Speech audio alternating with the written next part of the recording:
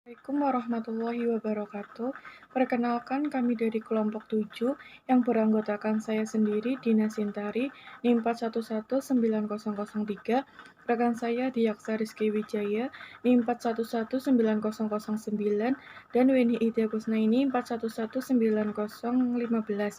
Di sini kami akan mempresentasikan hasil diskusi makalah kami yang berjudul Pelaksanaan Kebijakan Moneter dan Krisis Moneter. Pelaksanaan kebijakan moneter. Kebijakan moneter merupakan kebijakan otoritas moneter atau bank sentral dalam bentuk pengendalian besaran moneter untuk mencapai perkembangan perekonomian yang diinginkan. Dalam praktek, perkembangan kegiatan perekonomian yang diinginkan tersebut adalah stabilitas ekonomi makro yang antara lain dicerminkan oleh stabilitas harga atau rendahnya laju inflasi, membaiknya perkembangan output real atau pertumbuhan ekonomi, serta cukup luasnya lapangan atau kesempatan kerja yang tersedia. Kebijakan moneter yang disebutkan di atas merupakan bagian integral dari kebijakan ekonomi makro yang pada umumnya dilakukan dengan mempertimbangkan siklus kegiatan ekonomi, sifat perekonomian suatu negara tertutup atau terbuka, serta faktor-faktor fundamental ekonomi lainnya. Dalam pelaksanaannya, strategi kebijakan moneter dilakukan berbeda-beda dari suatu negara dengan negara lain, sesuai dengan tujuan yang ingin dicapai dan mekanisme transmisi yang diyakini berlaku pada perekonomian yang bersangkutan. Dalam kajian literatur dikenal dua jenis kebijakan moneter, yaitu kebijakan moneter ekspansif dan kebijakan moneter kontraktif. Kemudian krisis moneter. Sejak pertengahan 1997, Indonesia dan sebagian beberapa negara Asia Tenggara dan Timur mengalami krisis ekonomi yang disebabkan oleh beberapa faktor, baik yang bersifat eksternal maupun internal. Penarikan dana secara tiba-tiba dalam jumlah yang besar oleh para investor asing yang didorong oleh pesimisme prospek perekonomian regional dengan segera melemahkan mata uang rupiah secara drastis. Gelombang capital outflow tersebut kemudian diikuti oleh aksi beli dolar penduduk domestik yang membuat nilai rupiah semakin terpuruk. Baik, saya akan melanjutkan materi yang terakhir.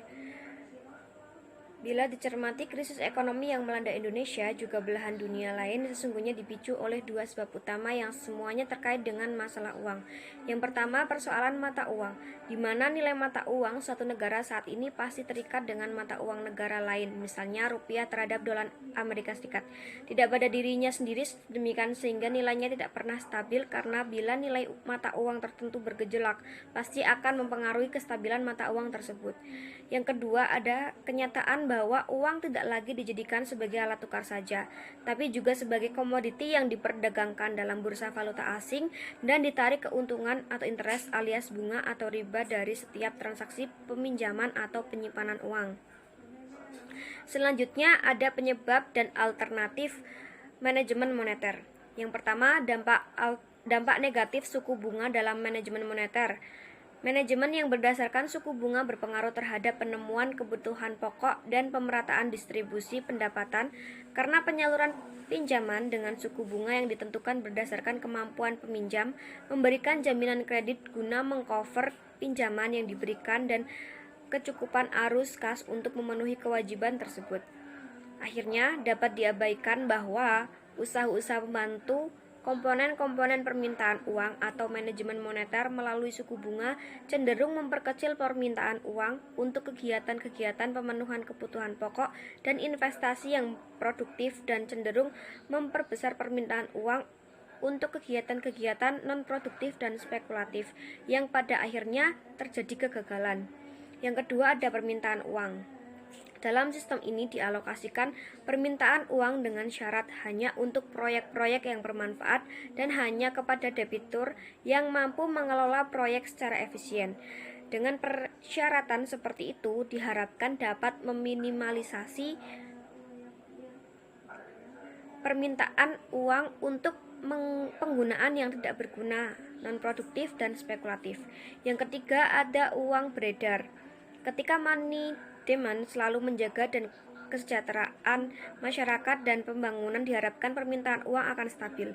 Selanjutnya serta diperhatikan bagaimana menggiring kumpulan uang beredar bertemu dengan permintaan uang sehingga keseimbangan terjadi.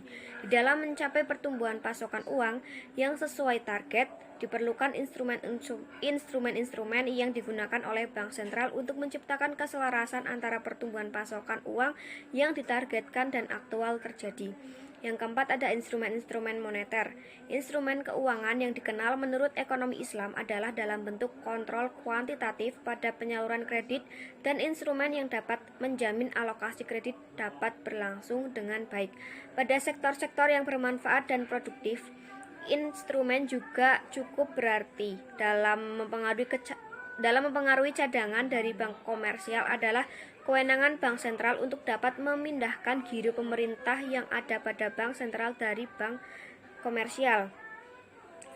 Common Pool merupakan instrumen yang mensyaratkan bank-bank komersial untuk menyisihkan sebagian dari deposito yang dikuasainya dalam laporan tertentu yang berdasarkan kesepakatan bersama menanggulangi masalah likuiditas. Bujukan moral merupakan instrumen yang lebih penting daripada bank sentral yang menerapkan prinsip-prinsip syariah.